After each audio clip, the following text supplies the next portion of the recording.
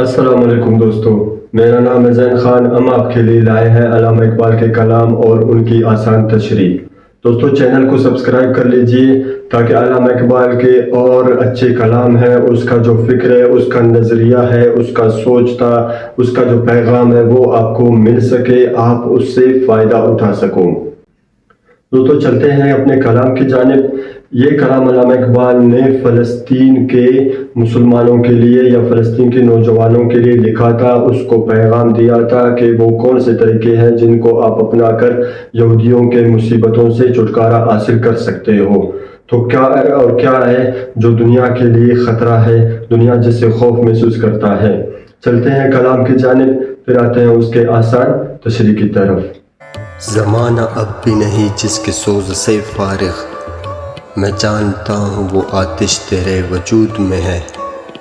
تیری دوا نہ جنیوا میں ہے نہ لندن میں، فرنگ کی رگے جا پنجہ یہود میں ہے۔ سنا ہے میں نے غلامی سے امتوں کی نجات، خودی کی پرورش و لذت نمود میں ہے۔ دوستو یہاں پر علامہ اقبال رحمۃ اللہ علیہ فرماتے ہیں کہ زمانہ اب بھی نہیں جس کے سوز سے فارغ، میں جانتا ہوں وہ آتش تیرے وجود میں ہے۔ یعنی کہ اے فلسطین کے نوجوان، میں جانتا ہوں کہ آپ کے وجود میں ابھی تک وہ آگ جل رہا ہے، آپ کے وجود میں ابھی تک وہ شعلے موجود ہے جن سے دنیا ڈری ہوئی ہے، سہمی ہوئی ہے، اور وہ یہ سوچ جس کی حرارت اور جلن سے دنیا کو ابھی تک اطمینان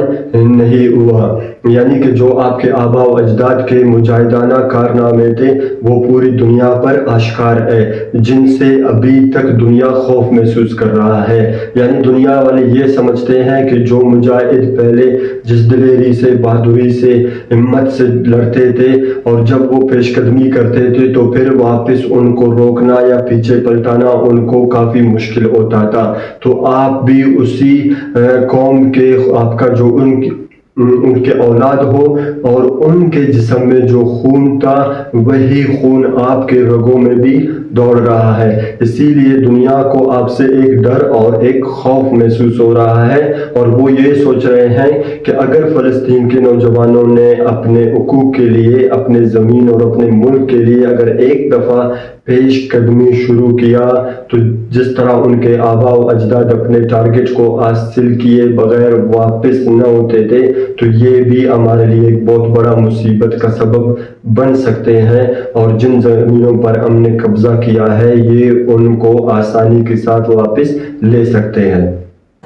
تیری دوا نہ جنیوا میں ہے نہ لندن میں،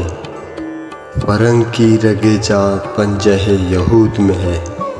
یہاں پر کہتے ہیں کہ اے فلسطین نوجوان، یہ کبھی مت سوچنا کہ آپ کے پریشانیوں کا، آپ کے مصیبت کا، یا آپ جس غلامی میں گرفتار ہو، جن مشکلات کا آپ شکار ہو، جو مسائلوں کا آپ کا سامنا ہے، اس میں یورپ آپ کا مدد کرے گا۔ کیونکہ آپ اکثر یورپ کو مدد کے لیے کہتے ہو، اور آپ برطانیہ، فرانس، جرمنی، امریکہ سے اپیل کرتے ہو کہ وہ اسرائیل کے مقابلے میں آپ کی مدد کرے، لیکن وہ کبھی بھی آپ کی مدد نہیں کر سکتے، کیونکہ جو یورپ ہے، جو مغربی ممالک ہے، ان کا اکثر تمام ملکوں کا جو معاشی دار و مدار ہے وہ اسرائیل اور یہودیوں کے پیسوں پر ہے۔ یہودیوں کے ہی پیسوں سے ان ممالک کی حکومت چلتی ہے، ان کی تجارت چلتی ہے، ان کے صنعت اور کارخانے چلتے ہیں، ان کے زندگی کا جو پورا سسٹم ہے وہ یہودیوں کے ہی پیسوں پر چل رہا ہوتا ہے۔ تو کبھی بھی وہ قوم کبھی بھی یہ نہیں چاہتے کہ وہ فلسطین والوں کے لیے انصاف کا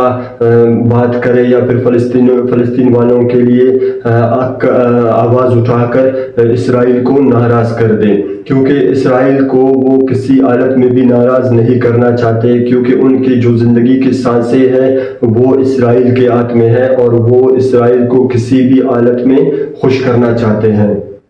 سنا ہے میں نے غلامی سے امتوں کی نجات،